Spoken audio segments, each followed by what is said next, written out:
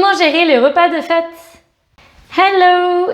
Nous revoilà dans cette deuxième partie de vidéo de comment gérer les repas de fête. Donc là, je vais vous parler des choses, on va dire, à faire. Enfin, en tout cas, mes petits conseils que j'applique et que je fais appliquer donc à mes clients par rapport alors là au repas de fête, mais en fait au final au repas tout court plaisir.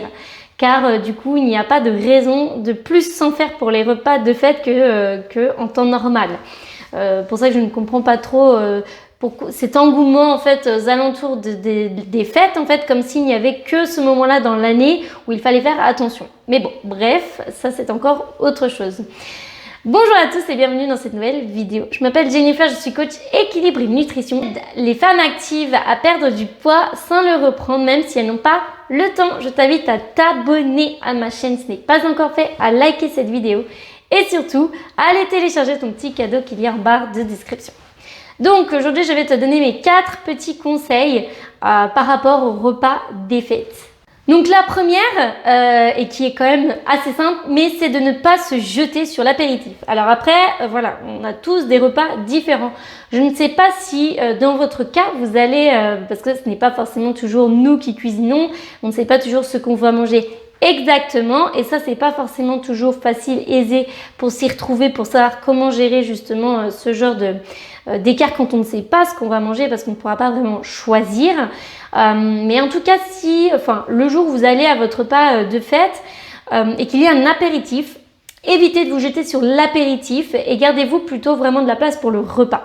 Pourquoi? Déjà, de 1, parce que à l'apéritif, il est très difficile de quantifier ce qu'on mange parce qu'on n'a pas d'assiette. Donc on va manger, on va picorer en fait des cacahuètes par-ci, des chips par-là, ou alors des petits toasts au foie gras, des petits toasts au saumon, des petits toasts aux œufs de lompe, des toasts de je sais pas quoi. Donc en fait, et puis même après on va pas se souvenir de dire ok, j'ai mangé 2 toasts de ça, 3 chips de cacahuètes. C'est impossible de quantifier en fait ce que l'on mange, surtout qu'en plus de ça quand on n'a pas d'assiette. Donc ne vous jetez pas sur l'apéro parce qu'en plus de ça, sans vous rendre compte, souvent l'apéro c'est quand même assez riche, hormis peut-être des crudités si vous voulez, mais on rajoute toujours aussi des sauces à tremper, des dips. Donc on va tremper ces petits légumes, ces petites crudités dans les sauces. Pareil, on ne sait pas ce qu'il y a dans la sauce, impossible de quantifier et ça, en fait, ça va cumuler. Au final, ça plus ça plus ça plus ça plus ça représente vite beaucoup de, on va dire, de calories quoi. Parce que du coup, vous n'allez même pas savoir si ce sera plutôt des protéines, des glucides, des lipides. Parce que des fois, on ne sait pas ce qu'il y a dedans. Hein, tout ce qui est sauce, tout ce qui est même des fois parfois dans les toasts. On ne sait pas, est-ce qu'il y avait du beurre dessous? Est-ce qu'il y avait, j'en sais rien. Donc, très compliqué à quantifier. Et en plus de ça, en général, c'est toujours très riche. Et gardez-vous pour le repas qui va beaucoup plus en fait vous rassasier que l'apéritif, parce que si vous vous gavez à l'apéritif, vous aurez moins faim pour le repas, alors qu'en général c'est là que vous allez trouver les choses les plus intéressantes. C'est au repas, donc mon deuxième conseil, c'est de vous servir des petites quantités. Vous avez votre assiette plus ou moins grande. L'appareil où vous allez ce n'est pas forcément vous qui allez cuisiner, mais vous allez vous retrouver avec une assiette, peut-être des petites assiettes, peut-être des grandes assiettes. Servez-vous des petites quantités, quitte à vous resservir, parce qu'en fait, qu'est-ce qui se passe si vous vous servez des grosses quantités directement? Vous allez avoir tendance à vouloir absolument finir pour ne pas gaspiller, et ça c'est une très bonne chose. Problème, c'est que vous allez peut-être vous forcer. Et là, ça va rejoindre mon troisième conseil, c'est d'écouter sa faim et sa satiété.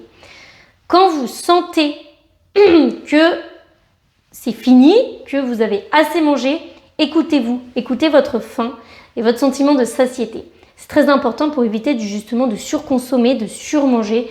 Et du coup, c'est ce qui peut causer de nombreuses indigestions qu'on peut constater suite au repas de fête.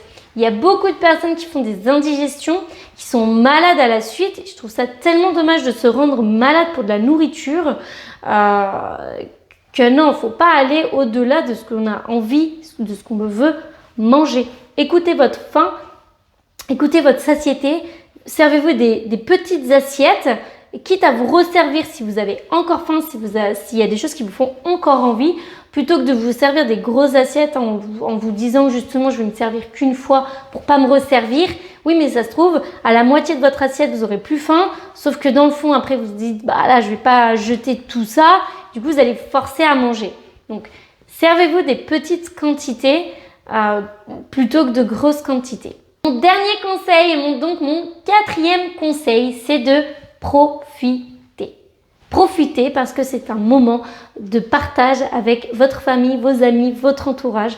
Donc, profitez du moment, déculpabilisez par rapport à la nourriture parce que dites-vous que la priorité, c'est de partager des moments avec les personnes que vous aimez. Donc, profitez, faut pas vous prendre la tête avec la nourriture. En ces temps-là, parce que c'est dommage de se frustrer ou de se poser des questions alors que tout le monde est en train de profiter du moment et que vous êtes là en train de calculer peut-être ce qu'il y a dans votre assiette. Il faut essayer un petit peu de prendre de la distance, de la hauteur par rapport à ça et de se dire ok, là c'est un moment de partage, de joie, d'amour et arrêtez de vous prendre la tête par rapport à vos assiettes, à ce que vous mangez. Prenez du plaisir surtout et profitez.